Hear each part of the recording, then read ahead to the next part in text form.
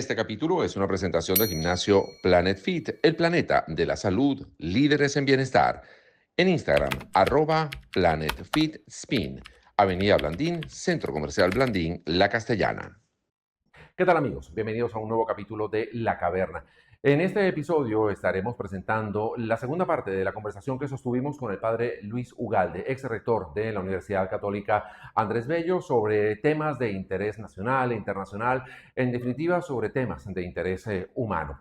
Si les gustó, coméntenlo. Si no les gustó también, lo pueden comentar, compártanlo, suscríbanse a nuestro canal de YouTube y ojalá que lo disfruten tanto como nosotros lo disfrutamos al hacerlo. Entonces, eso es interesante, como en los pueblos, entonces aparece un líder mesiánico y la gente que tiene cierta percepción de que nos humillaron, que nos quitaron lo que era nuestro, etcétera, aviva y monta el liderazgo sobre ese resentimiento. Y el resentimiento es un sentimiento difícil de manejar y muy peligroso. Claro, pero muy humano también, a la Muy vez, ¿no? humano, Está claro, como en muy nuestro, humano. en nuestro ADN, ¿no? Muy humano. Claro. ¿La educación puede hacer cambiar eso? Que has estado tanto tiempo metido en el área educativa. ¿O es un mito también pensar que a fuerza de educación se van a modificar conductas tan básicas? Yo sí creo que la educación, claro, que no sea simplemente pues están en la clase y salen, pero una educación donde se aborden y donde se trabaje un poco el encuentro entre distintos. Yo creo que eso ayuda mucho. Pero hay que tener también un propósito explícito, ¿no? Saber que ahí hay puntos en los cuales, y eso tanto, digamos, la parte de nacionalidades o de razas, como también el tema masculino-femenino, ¿no? Claro. Entre mujeres y, o sea, hay culturas que se cultivó el desprecio a la mujer. Sí. Y claro, y la mujer no iba a la universidad. Ahora tenemos demostraciones contrarias a eso, Sí. ¿no? Entonces, yo creo que los prejuicios se van cayendo, y se van cayendo no por discusión, sino porque vienen hechos y los hechos demuestran lo contrario de lo que dice el prejuicio. Claro. En ese sentido, creo que en Venezuela, por supuesto, hay problemas, pero se ha avanzado enormemente. Y en educación, claro, la excesiva feminización tiene sus limitaciones. Y feminización me refiero ahora al cuerpo docente, ¿no? La mayoría de primaria son mujeres, Sí. etcétera. Pero yo sí creo que en educación, bueno, hemos tenido rectoras de la UCB Sí. o ministras de educación o presidenta de la Corte Suprema, Cecilia Sosa. Sí. Entonces, realmente se han ido cayendo los prejuicios. ¿Cómo estás viendo el tema de la comunicación? Sí, en el tema de la comunicación yo lo que veo es importante la responsabilidad. Responsabilidad en el sentido de ser consciente que lo que yo escribo tiene una trascendencia. Escribo eso, no lo pensé mucho. No, tiene una trascendencia muy grande y entonces yo creo que esa parte es importante. Lo que tú escribas, que no prevale, bueno, pero esto lo va a leer la gente, se va a comentar, porque esto es una bomba, pero una bomba irresponsable. Claro. O sea, tienes que pensar en la responsabilidad, el efecto que eso produce, etcétera. En ese sentido, bueno, la carrera de comunicación es súper importante. No, porque pero hay que ser responsable con lo que dices y responsable con lo que callas también. Hay muchas veces que no debes callar también por responsabilidad. Esa es la otra. Y en momentos como el actual, donde hay censura y hay miedo, entonces pues mejor me callo y puede ser una falta de responsabilidad. O sea, el no correr ciertos riesgos. Hay que medir, no se trata de afirmar cualquier cosa a la ligera, pero tampoco que sea el miedo el que prevalezca, ¿no? Antes de que llegue la censura, yo me autocensuro y se acabó. En algunas cosas no hay más remedio que hacerlo. O sea, la responsabilidad te exige cierto autocontrol, pero hay que tener muy en cuenta que un país en el cual no haya una opinión disidente, distinta, etcétera, es una pérdida sumamente grande. De entre las instituciones que tenemos en el país, ¿cuál te preocupa más o cuál habría que empezar a meterle la mano de entrada? Desde el punto de vista institucional, ¿por dónde comenzar? Bueno, hay instituciones que a pesar de las circunstancias se mantienen bastante bien, pues la misma universidad. No voy a hablar de las otras, pero la católica, bueno, yo creo que usa la libertad tanto ahora como hace 20 o 30, 40 años. Pero hay también otras instituciones, por ejemplo, los medios de comunicación social. No tenemos periódicos escritos, bueno, muy bien, pero hay otra manera. Pero yo sí creo que en este momento la situación de los medios de comunicación social no es la ideal, ni mucho menos. O sea, no hay la expresión, la riqueza de los medios para discutir y discutir cosas que son del gobierno, que son de la oposición.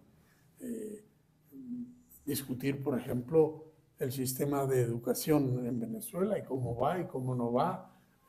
Haya debates abiertos de eso en los propios medios de comunicación, sería una gran cosa y yo creo que no lo tenemos. En el área militar, obviamente, los militares son un cuerpo especial, sí, distinto, y cuando hay cierta militarización del régimen o del país, eso es una pérdida muy grave. Y se presta a muchos abusos. Yo no voy a señalar ninguno porque no lo conozco, claro, pero se presta. Entonces, el militar, igual que el sacerdote, por ejemplo, pues tiene doble responsabilidad.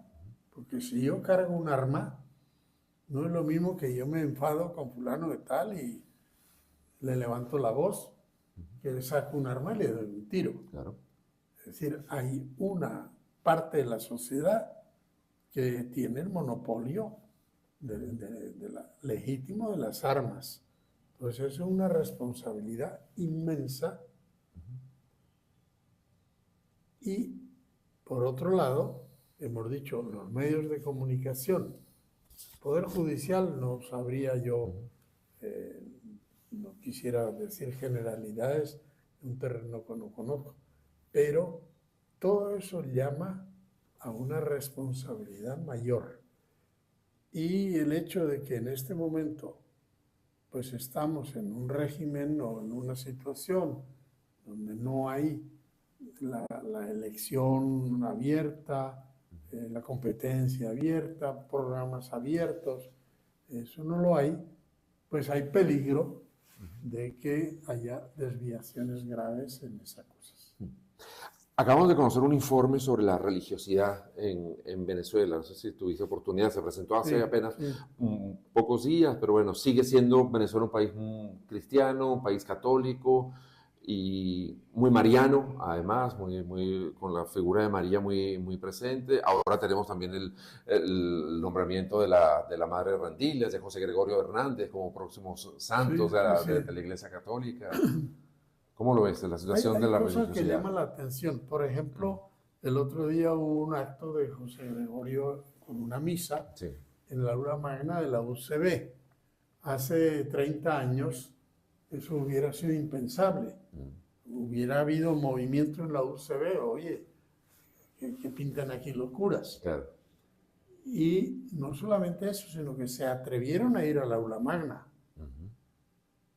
Que hay que llenar eso. Claro.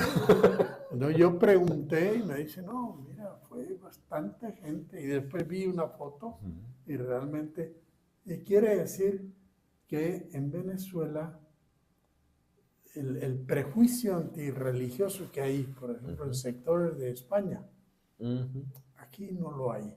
Es decir, tú puedes decir, bueno, no estoy interesado, pero no hay el ataque a la iglesia que puede haber en otros países, claro, donde quizá la iglesia tuvo poder, y porque tuvo poder, creó resquemores. En Venezuela no tuvo poder. La iglesia en Venezuela del siglo XIX, institucionalmente el clero fue reducido casi a cero. Hay un momento allá en 1875 que expulsan a todos los obispos del país, sí, y prohíben todas las congregaciones religiosas masculinas y femeninas. Eso no es lo que está pasando en Nicaragua ahora, por ejemplo. En Nicaragua seguramente no han llegado a tanta radicalidad, pero lo de Nicaragua es lamentable. Yo conozco Nicaragua, yo tengo doctorado honoris causa en la Universidad Católica de Nicaragua, y el gobierno se lo apropió, y ahora pues, una cosa es apropiarse y que funcione y no funcionará. Entonces, aquí hubo, el siglo XIX fue una cosa tremenda. Entonces la fe se mantuvo en Venezuela en las familias. No, la socialización cristiana y católica de Venezuela en gran parte no es una socialización en torno al clero, en torno a la parroquia, sino socialización cristiana en la casa. Más por la vida de la abuela, de la madre. La abuela. A mí una vez, Monseñor Lebrun me dijo, la fe en Venezuela es el milagro de las abuelas. Así me dijo. Y es verdad. O sea que, y en ese sentido, el que sea femenino, el acento predominante, tiene algunas virtudes, porque no es una religiosidad que condena, como era la religiosidad en países como España. Sí. Condena, no va a misa, el otro no sé qué, el otro censura pública, etcétera, sino es la religiosidad de la compasión, y eso tiene una gran virtud. Claro. Tiene una gran virtud. Entonces el venezolano, hay venezolanos que no están interesados, pero no tienen un rechazo, claro, no tienen una rabia a eso, ¿no? Y en ese sentido, yo vi la encuesta, ciertamente el 70% tiene, bueno, la pertenencia, dice, bueno, yo irá una vez al año a la iglesia, claro, o cuando muere un pariente, etcétera, pero no hay el rechazo. Y yo creo que por el otro lado, por el lado de la iglesia y del clero en general, es un acercamiento también más positivo, de ofrecer un servicio y un apoyo que ponerse a condenar. Claro. Bueno, en el caso hablabas de lo femenino, pero en el caso de Venezuela, la labor que hacen las religiosas en barrios, en distintas comunidades es importantísimo. Bueno, eso es increíble, el avance que se ha dado en la iglesia. Claro, tenemos que ya las congregaciones, como dije, estuvieron suspendidas todas hasta 1888, 89, y se crean por primera vez congregaciones nativas venezolanas, las Hermanitas de los Pobres. Ya ves el título, Hermanitas de los Pobres, es decir, un título humilde y de los pobres. Y así fueron las 3 primeras congregaciones con nombres distintos, pero ese estilo. Entonces, eso se recibe como una gran bendición. Y lo hemos visto en muchos momentos.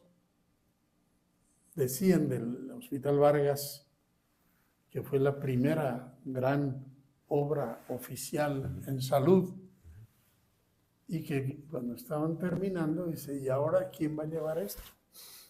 Que no robe, que mantenga con calidad. Bueno, hay que buscar unas hermanas.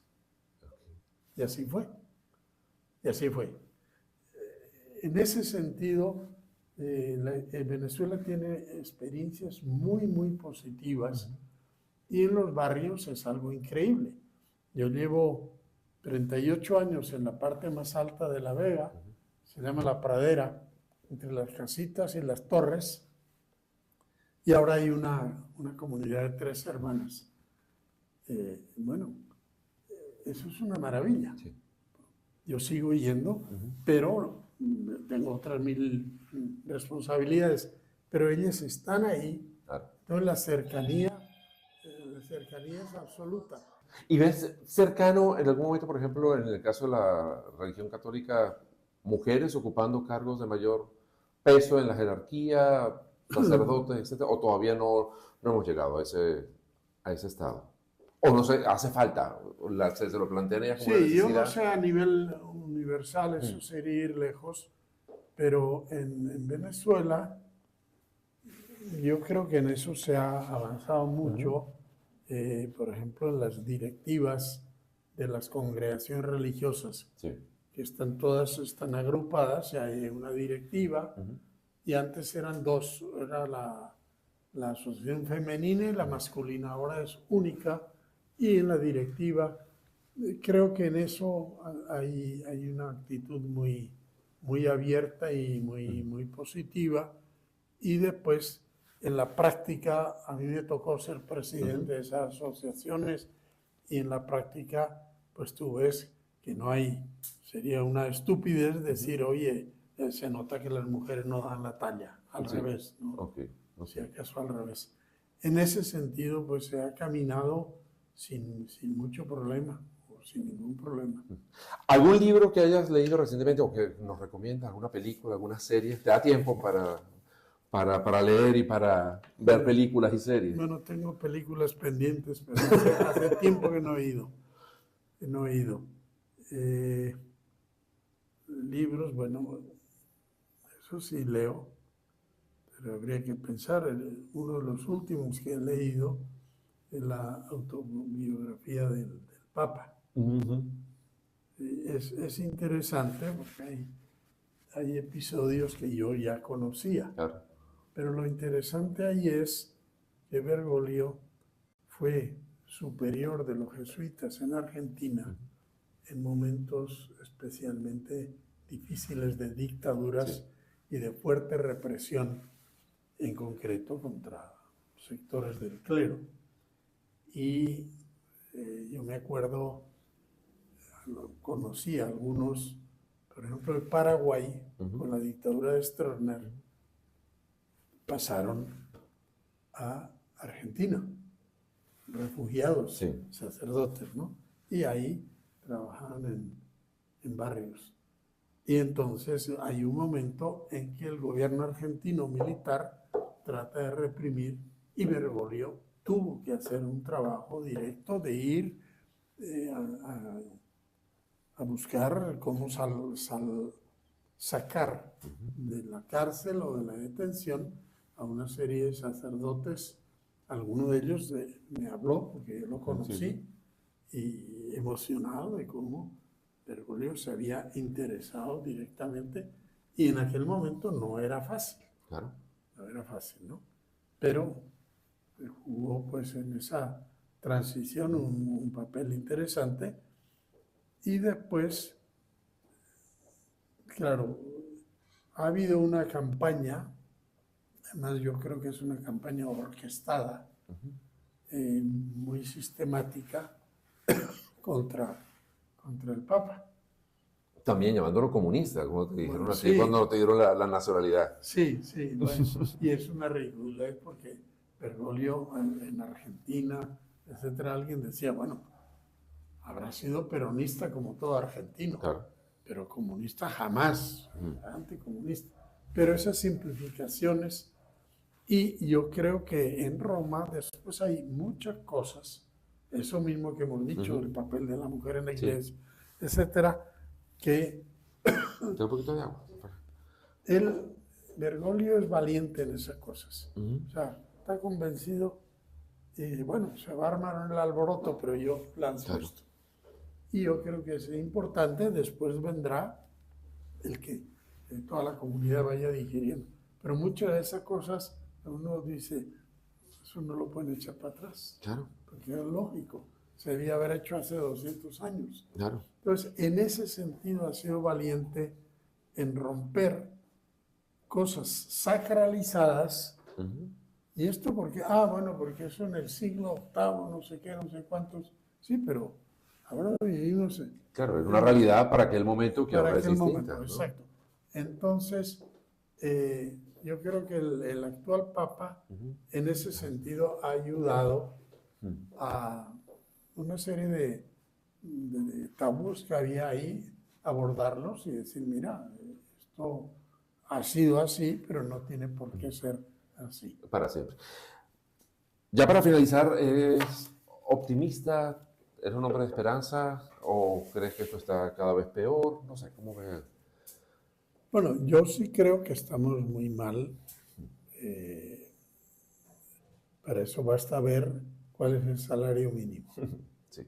Mínimo mensual, $2. No llega porque ya el cambio andante. Bueno, $2, que es el más bajo junto con Haití de toda América Latina. Esos son hechos. Lo importante, yo creo, y es donde ahora es necesario avanzar, que no se atrincheren los que construyeron esto. Bueno, pero patria o muerte, porque si yo pierdo esto, voy al paredón. Tiene que reconocer, y no hace falta ser ningún genio para ver ciertas cosas que son absolutamente disparatadas. La inversión en Venezuela, no va a venir inversión si no hay posibilidades, hay de una inversión más que rentable, pero para eso tiene que crearse un clima. Tampoco es verdad, en este momento hubo unos momentos, hubo unos discursos de Chávez, exprópiese, pero tampoco se puede decir el gobierno está expropiando. Pero entonces la corrección hay que hacerla mucho más explícita. O sea, reconocer, mira, metimos la pata, eso por ahí no va a ninguna parte.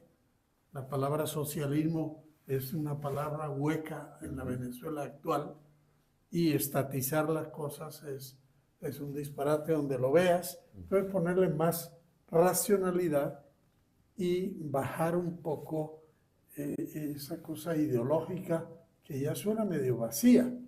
Es decir, bueno, tú sí eras de izquierda, no sé qué, pero ¿qué significa eso?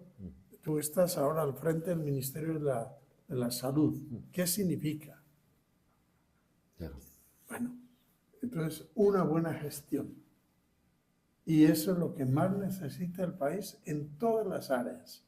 Porque la potencialidad está. Está. ¿Y tenemos la gente para eso? ¿La gente está preparada para asumir ese tipo de retos? Bueno, en toda esta jugada hace falta liderazgo, que dé ejemplo y que entusiasme por ese camino.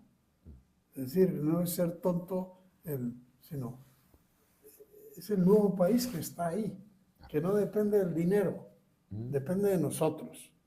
Entonces, el crear un clima atractivo y un clima humano atractivo y también un clima pues, de inversión, etcétera, eso se puede hacer y se puede hacer en muy poco tiempo.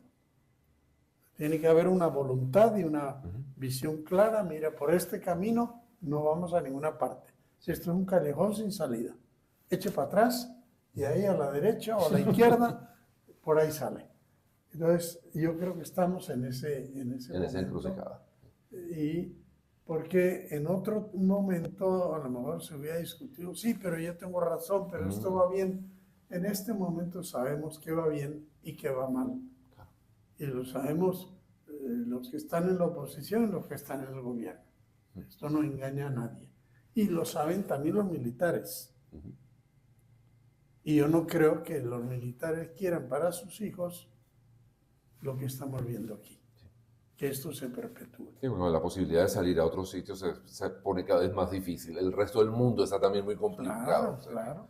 Nos toca arreglar la casa. Claro, sí o sí. y entonces decir, oye, el 46% quiere irse. Después que se han ido, los millones que se han ido, es una tragedia nacional. Eso es peor que un terremoto. Claro. Decimos, oye, hubo no sé cuántos muertos, y un terremoto, un sismo tremendo. Esto es un sismo tremendo. Entonces, tiene que llegar un momento en que digamos, mira, borrón y cuenta nueva. Y tiene que venir eso de parte y parte. Claro, algunos dicen, no, si sacamos a estos y van todos presos porque ahí hicieron, y es verdad, hicieron esto y aquello y lo demás allá. Pero una política de cambio basada en la venganza no tiene salida. Bueno, muchísimas gracias. Siempre a la orden. Y te volveré a molestar. Éxito en esta nueva iniciativa. Gracias. Y ustedes también, bueno, hasta un próximo encuentro aquí en nuestra caverna. Chao.